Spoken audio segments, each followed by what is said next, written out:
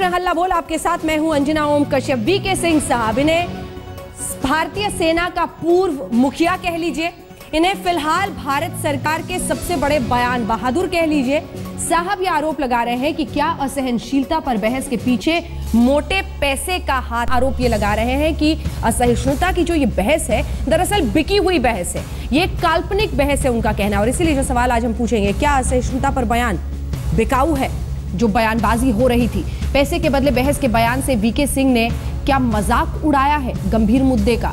प्रधानमंत्री की नसीहत के बाद भी मंत्री आखिर क्यों असहनशील खुद बनते चले जा रहे हैं? आखिर क्यों वो इस तरह की टिप्पणी, इस तरह के बयान देते हैं? अगला सवाल, क्या बिहार चुनाव खत्म होते ही असहनशीलता वाकई जैसा वो कह रहे ठंडी पड़ गई? क्या असहनशीलता पर बहस गैर जरूरी लोगों का काम धंधा है जैसा उन्होंने कहा है? कई खास मेहमान हमारे साथ इस पूरी चर्चा में जुड़ेंगे, लेकिन उससे पहले आइए आपको अपनी रिपोर्ट दिखाते हैं। विदेश राज्य मंत्री वीके सिंह ने असहिष्णुता के सवाल पर कठोर जवाब दिया है। अमेरिका में प्रवासी दिवस के मौके पर उन्होंने भारत में कथित असहिष्णुता को प्रायोजित बताया, पैसे लेकर खड़ा किए जाने वाला विवाद बताया है। उनके बयान पर अब नई बहस छिड़ गई है। भारत के लिए वो घटना 1 हो या 2 हो या 3 हो, 125 करोड़ के देश में एक घटना का महत्व है कि नहीं है, ये हमारे लिए मायना नहीं रखता है। हमारे लिए हर घटना गंभीर होती है, हम इसको किसी भी हालत में टॉलरेट नहीं करते हैं। असहिष्णुता पर लंदन में प्रधानमंत्री 2 टूक बोले तो विदेश राज्य मंत्री ने अमेरिका में इस पूरी बहस को ही प्रायोजित करार दिया। उन्होंने कहा कि कथित असहिष्णुता का मसला एक उत्पाद है जिसे विपक्ष पैसे लेकर बेच रहा है। ये बहस कोई बहस है ही नहीं, ये कुछ ऐसे कल्पनाशील लोगों का गैर जरूरी काम है जिन्हें मोटा पैसा दिया गया है। मैं कुछ दिनों पहले की बात करता हूँ, जब दिल्ली में चुनाव हो रहे थे तब ये उन्माद फैलाया गया था कि चर्चों पर बहुत हमले हो रहे हैं, जबकि चर्च में चोरी की एक छोटी सी घटना को हमला का नाम दिया गया क्योंकि कुछ लोग वोट पाने के लिए ऐसा कर रहे थे। जिस दिन वो चुनाव खत्म हुआ सारा हल्ला शांत हो गया। आगे उन्होंने अपने हमले को तेज करते हुए कहा, कुछ ऐसा ही असहिष्णुता पर बहस के साथ भी हो रहा है। जैसे ही बिहार चुनाव खत्म हुआ सब खत्म हो गया। ये सभी लोग जो असहिष्णुता पर बहस कर रहे थे तब कहां थे जब एक बुजुर्ग गांधीवादी अन्ना को पुलिस ने जेल में डाल दिया था। हालांकि वीके सिंह के हमले को विपक्ष ने खारिज कर दिया है। बिहार चुनाव की जीत के बाद दलाई लामा का बयान उनके लिए दमदार उदाहरण बनकर सामने है। 200 से ज्यादा इंटेलेक्चुअल्स ने और कवियों ने और आर्टिस्टों ने लिख के दिया है कि प्रधानमंत्री से ये क्वेश्चन इंटॉलरेंस के बारे में रेज किया जाए, क्या उत्सवों को पैसा दे दिया गया? दलाई लामा जी ने अभी एक बयान दिया है, क्या दलाई लामा जी को पैसा दिया गया? ये बिल्कुल मूर्खतापूर्ण और शर्मनाक बयान है भारत सरकार के मंत्री वीके सिंह का। जबकि सरकार के ही दूसरे मंत्री भी कह रहे हैं कि असहिष्णुता पर बहस गैर जरूरी है। भारत कभी असहिष्णु रहा ही नहीं। इसी मसले पर लंदन में प्रधानमंत्री को भी सवालों का सामना करना पड़ा। स्वागत के साथ ही असहिष्णुता पर प्रश्न पूछे गए, जिनका प्रधानमंत्री ने 2 टूक जवाब भी दिया था। उसके विचारों की रक्षा उससे प्रतिबद्ध है। इस पर एक अरसे से बहस चल रही है, जो दादरी कांड के बाद से शुरू हुई है, जिनमें ताजा रंग कर्नाटक में टीपू सुल्तान की जयंती मनाए जाने के फैसले के बाद भरा गया है। आज तक ब्यूरो। और आइए अब चर्चा की शुरुआत करते हैं। कई खास मेहमान हमारे साथ इस पूरी बहस में जुड़ रहे हैं। सबसे पहले आपका परिचय उनसे करा दें। अब स्टूडियो में यहाँ पर भी हमारे साथ मौलाना सैयद अतहर हुसैन देलवी साहब पहुंच चुके हैं, जो कि चेयरमैन है अंजुमन मिनहाज रसूल का, जिनको आपने बैठते हुए देखा। डॉक्टर शकील अहमद हमारे साथ राष्ट्रीय सचिव कांग्रेस पार्टी के जुड़ गए। खास मेहमान हमारे साथ जुड़ गए हैं Shrikant Sharma ji, national secretary BJP के। सुधींद्र भदौरिया साहब जो कि नेता है बीएसपी के, वो हमारे साथ जुड़ गए हैं। और विनोद बंसल जी जो कि प्रवक्ता है बीएचपी के, वो कुछ ही देर में हमारे साथ जुड़ जाएंगे। सबसे पहले श्रीकांत शर्मा जी आपके पास आते हुए, कौन कौन बिकाऊ लग रहा है आपके मंत्री को? जब वो बिकाऊ कह रहे हैं, किस किस को कह रहे हैं वो कि ये बिके हुए हैं? क्या सबूत है उनके पास और किस किस का नाम वो लेना चाहते हैं? देखिए, सबसे पहले तो अंजना जी मैं स्पष्ट कर दूं आपको कि उन्होंने मीडिया के किसी भी वर्ग के बारे में कोई टिप्पणी नहीं की है। उनके बयान में भी स्पष्ट रूप से है। एक तो मैं सबसे पहले ये क्लियर करूंगा कि सुबह से मुझसे भी कई लोगों ने सवाल पूछे और मैंने कहा कि मीडिया के बारे में उन्होंने कोई टिप्पणी नहीं की है और हम मीडिया के बारे में टिप्पणी नहीं भी करना चाहते। अगर वो करते भी तो मैं उसको पूरी तरह से यहाँ नकारता भी। नंबर 2, बड़ा सवाल ये खड़ा होता है कि ये जो एक बहस चालू हुई उसके बाद आज राष्ट्रपति जी ने इस पर एकदम स्पष्ट रूप से एक रास्ता सब लोगों को दिखाया है और अब उस रास्ते का ही सब लोगों को अनुसरण करना चाहिए। नंबर 1, अब इसके आप पीछे जाएंगे तो आप अंजना जी देखेंगे कि ये क्रम नया नहीं है। जब दिल्ली का चुनाव था, चर्चों की चर्चा हुई और चर्चों पर जैसे ही चोरी की घटना को अटैक बताया गया और कहा कि इस देश के अंदर अल्पसंख्यक सुरक्षित नहीं है। जब उसकी जांच हुई तो चोरी की घटना थी। नन के साथ रेप हुआ तो वहां कहा गया कि देखिए बीजेपी आई तो क्या हो रहा है। वहां जब अपराधी पकड़े गए तो बांग्लादेशी पकड़े गए।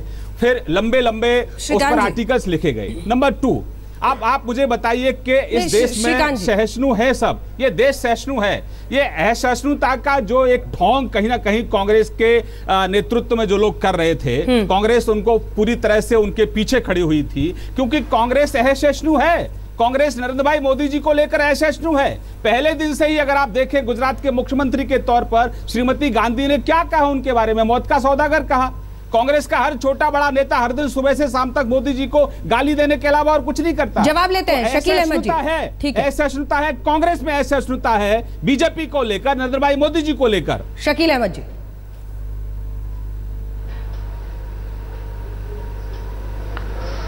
देखिए, ये बहुत स्पष्ट रूप से जो बयान दिया है वो सचमुच बहुत ही शर्मनाक और बहुत ही मूर्खतापूर्ण बयान है। भारत के जिन 200 लोगों ने, उनसे ज़्यादा कलाकारों ने, और इन्होंने अभी प्रधानमंत्री जी यूनाइटेड किंगडम की यात्रा पे गए थे, इंग्लैंड के प्रधानमंत्री को लिख के दिया वहाँ के कलाकारों ने, साहित्यकारों ने, लेखकों ने और कवियों ने कि आप मोदी जी से यह प्रश्न कीजिए कि हिंदुस्तान में क्या हो रहा है। ये बात सही है। कल दलाई लामा जी ने भी कहा था, क्या उन्होंने भी पैसे लिए? जो इंग्लैंड के लेखकों ने दिया, क्या उन्होंने भी पैसे लिए? और भारत के जो इतने बड़े बड़े विद्वानों ने, लेखकों ने, कलाकारों ने क्या उन्होंने पैसे लिए और किससे पैसे लिए? ये बहुत ही शर्मनाक बात है। एक बात आप बताइए कि जो प्रधानमंत्री जाके कहते हैं, हम लोग बिल्कुल इस बात से सहमत हैं। कल दलाई लामा जी ने कहा था, मैंने स्पष्ट रूप से कहा कि ये बात बिल्कुल सच है कि भारत के जो हिंदू समाज के लोग हैं पूरे असहनशील हैं, पूरे संयम के साथ सभी समाज को साथ लेके चलना चाहते हैं। लेकिन मोदी जी और उनके जो गठबंधन और सोच के कुछ लोग हैं जो इस देश में असहनशीलता फैला रहे हैं और जिसका नमूना देखने को यहाँ वहां मिल जाता है। आज वो कैसे कह रहे हैं कि बिहार का चुनाव खत्म हुआ। आज ही के अखबारों में है, तमिलनाडु के एक दलित लेखक ने फैसला किया है अपना अवार्ड लौटाने का, और राष्ट्रपति जी ने जो आज कहा है बिल्कुल ठीक कहा है। और हम लोग भी चाहते हैं कि जो कवि हैं, जो लेखक हैं, जिन्होंने अपनी लेखनी से, जिन्होंने अपनी सोच से पूरे देश को प्रभावित किया है, क्या वो प्रेम से और खुशी से अपना सम्मान लौटा रहे हैं? राष्ट्र का दिया हुआ सम्मान सब लोग सर माथे पे लगाते हैं, लेकिन कोई खुशी से सम्मान नहीं लौटाता है, दुख से और प्रताड़ित होकर के और प्रोटेस्ट में सम्मान लौटा रहे हैं। जी तो कह रहे हैं कि कांग्रेस पार्टी असहिष्णु है। इसके पहले भी 3 बार कहा है शकील जी कि आपको सहनशील बनना चाहिए और सभी समाज को साथ लेके चलना चाहिए। ये राष्ट्रपति जी ने 1 बार नहीं 3 बार इसके पहले कहा है। श्रीकांत जी जल्दी से फिर अन्य लोगों के पास जाऊं। अंजना जी, मैं आपको थोड़ा स्पष्ट कर दूं कि ये जो लेखक और साहित्यकार जो आपको लगा बिहार चुनाव के दौरान सड़कों पर थे, ये मैं जनसत्ता की एक रिपोर्ट आपको दिखा रहा हूं। इस रिपोर्ट में सीधा एक कॉपी है कि वो अपील कर रहे हैं वोटरों को कि भाजपा के खिलाफ वोट ना देने की भाजपा के खिलाफ वोट देने की अपील कर रहे हैं। नरेंद्र भाई मोदी के खिलाफत वो लोग कर रहे हैं। इसमें उन पत्रकारों के, उन साहित्यकारों के, उन फिल्मकारों के, माफ करना पत्रकार नहीं, साहित्यकारों फिल्मकारों के नाम है इसमें। तो ऐसे लोगों को आप क्या कहेंगे? और आप मुझे बताइए, आप मुझे बताइए कि जब भ्रष्टाचार के खिलाफ रामलीला मैदान में आंदोलन चल रहा था, तब आपने 70 वर्ष के एक वृद्ध व्यक्ति को जेल में डाल दिया। वो कौन सी सहिष्णुता थी? लेखकों ने, आपने 200 लेखकों ने प्रधानमंत्री को लिख के कहा, इंग्लैंड के प्रधानमंत्री जी से कि मोदी जी से बात अगर आप इंटरप्ट करेंगे तो अंजना जी बहस आगे नहीं चलेगी। बता दीजिए। ठीक है, मैं इंटरप्ट नहीं करता हूं किसी को। दूसरा, आप मुझे बताइए कि बाबा रामदेव जब अपने लोगों को योग सिखा रहे थे रामलीला मैदान में, रात को 12 बजे आपने लाठी चार्ज किया, आंसू गैस के गोले छोड़े और भाई एक राजवाला बहन की गर्दन टूट गई, उसकी हत्या हो गई। ये कौन सी सहिष्णुता थी आपकी? अरे आप इंटॉलरेंट हैं। आप कांग्रेस पार्टी सहिष्णु नहीं है। कांग्रेस पार्टी ने इस देश के अंदर इमरजेंसी लगाई। कांग्रेस पार्टी इस देश के अपने विरोधियों को कुचलना चाहती है। 2 मैंने उदाहरण दिए, इसका जवाब कांग्रेस के मित्र को देना चाहिए। नहीं, ये तमाम बातें होंगी और मैं इस पर जवाब उनसे लूंगी, लेकिन मैं श्रीकांत जी, मुझे अभी तक अपने सवाल का जवाब नहीं मिला। या तो जनरल वीके सिंह को आप भारत सरकार के मंत्री के रूप में या तो वो बताएं कि कौन कौन बिका है, कितने पैसे पर बिका है, क्योंकि इस तरह के शब्दों का इस्तेमाल करना, मीडिया पर भी बार बार वो आरोप लगाते रहे हैं, प्रेस्टिट्यूट जैसे शब्दों का इस्तेमाल करते हैं, मुझे लगता है ये गरिमा के बहुत नीचे है। अगर वाकई ईमानदारी है बीजेपी में तो आपको उनसे पूछना चाहिए कि किसे वो बिकाऊ कह रहे हैं। आखिर देश में कोई भी खड़ा हो जाए और वो भी इस देश का मंत्री खड़ा हो जाए, किसी को बिका हुआ कह दे, तो उससे सवाल तो पूछे जाएंगे। आपकी पार्टी नहीं पूछती, अगर आपकी सरकार नहीं पूछती तो हम तो आपकी ईमानदारी पर सवाल खड़े कर देंगे। फिर श्रीकांत शर्मा, अंजना जी, आपको सवाल पूछने का अधिकार है और मीडिया इस देश के अंदर चौथा स्तंभ है, हम तो स्वागत करते हैं इसका, लेकिन इन फैक्टों को आप नकार नहीं सकते। ये कौन लोग हैं, ये किसके कहने पर दुष्प्रचार कर रहे थे, और ये भूल गए कि ये नरेंद्र भाई मोदी की आलोचना कर रहे हैं, इसकी आलोचना में ये देश की आलोचना कर रहे हैं, दुनिया के अंदर भारत की छवि खराब हो रही है। क्या इस देश के अंदर ऐसे लोगों को जो घटनाओं की ईमानदारी से समीक्षा उनको नहीं करनी चाहिए? कौन घटनाओं के लिए जिम्मेदार है? दादरी की घटना के लिए जो जिम्मेदार व्यक्ति है, जो पार्टी है, उसके खिलाफ आप एक शब्द नहीं बोलते हैं। जो कर्नाटक की घटना हुई उसके लिए सोनिया गांधी, राहुल गांधी से कोई सवाल नहीं पूछता है। जिस घटना के लिए केंद्र सरकार जिम्मेदार नहीं है, उसके लिए केंद्र सरकार को कटघरे में खड़ा करना, ये क्या है? सुदेंद्र भदौरिया साहब, हर किसी को सूट करता है कि मोदी और मोदी के खिलाफ एक नफरत को सुलगाकर अपनी राजनीति साधी जाए, ये कहना है उनका। देखिए, लोकतंत्र के अंदर सभी राजनीतिक दल हो या नागरिक हो या अन्य लोग हों, उन लोगों को अधिकार है अपने मत को व्यक्त करने का। और मैं ये भी कहना चाहता हूं श्रीकांत जी से, वो बड़े विद्वान हैं, कि क्या इंदिरा गांधी की आलोचना नहीं हुई इस देश के अंदर? जब वो विदेश में भी जाती थी तो मुझे याद है कि समाजवादी लोग और जनसंघ के लोग भी कई बार आलोचना किया करते थे। तो क्या ये देश की आलोचना हो गई? और मैं ये भी कहना चाहता हूं उनसे कि केवल वो अकेले इस तरह से दिखाने की कोशिश करते हैं जैसे पूरे आपातकाल का पूरा हिरावल दस्ता केवल यही थे। पूरे देश के लोगों ने विरोध किया था और उसका परिणाम निकला। मैं ये कहना चाहता हूं कि ये जनरल वीके सिंह अकेले व्यक्ति नहीं है। आप देख लीजिए, चुनाव के पहले भी, लोकसभा के चुनाव के पहले भी इन लोगों के नेताओं के तमाम तरह के बयान आते रहे, जिसमें योगी आदित्यनाथ हैं, जिसमें गिरिराज सिंह जी हैं, जिसके अंदर साध्वी निरंजन हैं। तमाम लोगों ने इस तरह के बयान दिए हैं। एक वातावरण बन रहा है और इस वातावरण के अंदर बहुत सारे लोग, चाहे वो पत्रकार हों, चाहे वो लेखक हों या साधारण नागरिक हों, वो लोग आहत महसूस कर रहे हैं। इसलिए कुछ लोग इसको व्यक्त कर रहे हैं अपना। कन्नड़ के लेखक ने अपना वापस किया है, जैसा कि अभी आपको बताया गया है, ये अभी किया गया है। और मैं ये भी कहना चाहता हूं, केवल इस देश के अंदर कुछ ही लोग सहिष्णुता के हिरावल दस्ता नहीं है। महात्मा बुद्ध ने इस देश के अंदर एक बड़ी परंपरा, बड़ी लकीर खींची थी सहिष्णुता के लिए। और मैं ये भी कहूंगा कि इस देश के अंदर अगर हिज होलीनेस दलाई लामा इस बात को कह रहे हैं तो बड़ा गंभीरता से इन लोगों को विचार करना चाहिए। और अगर ये उन लोगों के खिलाफ कार्रवाई लें तो हम समझेंगे कि हाँ, ये वास्तव में कुछ कदम उठाना चाहते हैं। मैं आ रही हूँ श्रीकांत जी, आपसे जवाब लूंगी। ठीक है भदौरिया साहब, हाँ आपने अपनी बात कह दी, मैं आ रही हूँ श्रीकांत जी, एक सेकंड रुक जाइए। मौलाना साहब, क्या असहनशीलता की बहस बिकी हुई है? जैसा कि मैं समझता हूँ कि जिस व्यक्ति का मकान शीशे का हो, उसको थोड़ा संभल के रहना चाहिए। जनरल वीके सिंह एक ऐसा व्यक्तित्व है जो हमेशा विवादों में रहे। बयान बहादुर है वो सरकार, बयान बहादुर है। जिस आदमी के मार्कशीट को लेके, जिस आदमी की जन्मपत्री को लेके सेना में विवाद रहा हो, जिस आदमी ये लड़ता हो कि मुझको उस पद तक पहुंचा दिया जाए, जिस पे ये लेख छपा हो कि वो जनरल रहे और उसके बावजूद बदकिस्मती से MOS बन गए, यानी एक जनरल और उन्हीं की फौज के कर्नल राठौर दोनों एक ही सफ में खड़े हो गए। कहीं ना कहीं गरिमा जिस आदमी की होती है उसको थोड़ा समझना चाहिए। भारत का मीडिया जो है, उस भारतीय मीडिया ने भारतीय सहनशीलता को सबसे ज़्यादा बढ़ावा दिया है। मुझको याद है कि जब भारत में नए चैनल शुरू में, आपका चैनल भी शुरू हुआ था, छोटी छोटी चीज़ों से हम चीज़ों को शुरू करते थे। और दलाई लामा जी ने जो कल कहा है, देखिए बाबर ने जो अपनी वसीयतनामे में लिखा, पहला शब्द ये था सहनशीलता के बारे में। मैं समझता हूँ आज की बहस का सारांश वही होगा कि जो कौम नाक को दूध पिलाती हो वो मानव का कत्ल नहीं कर सकती। कि हिंदुओं के बारे में मुस्लिम बाबर की धारणा थी। परंतु मैं श्रीकांत जी से एक बात पूछना चाहता हूं, माननीय प्रधानमंत्री महोदय ब्रिटेन गए, जो नेपाल के लोग वहां प्रोटेस्ट कर रहे थे उनको कौन पैसा दे रहा था? जो सिख वहां प्रोटेस्ट कर रहे थे उनको कौन पैसा दे रहा था?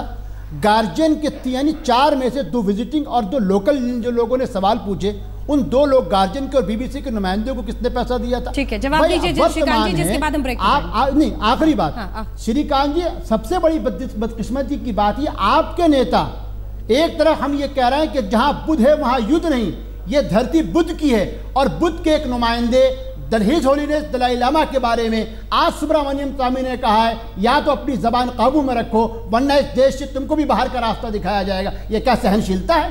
क्या ये आचार संहिता है? क्या ये कानून है? श्रीकांत शर्मा, अंजुमन साहब, ये देश कानून से चलता है, किसी के बयान से नहीं चलता है। हम भी लंबे समय से सत्ता में हैं, कई राज्यों में हमारी लंबे समय से सरकार है। सरकार की एक नीति आप नहीं दिखा सकते जिसमें आप कहीं किसी के साथ भेदभाव करता हुआ दिखा सकते हैं। मैं तो कार्रवाई की बात कर रहा हूं आपसे। नहीं, कार्रवाई कानून के मुताबिक होगी ना। अगर कोई कार्रवाई, अगर कानून का कहीं कोई उल्लंघन कर रहा है तो कार्रवाई निश्चित रूप से होगी।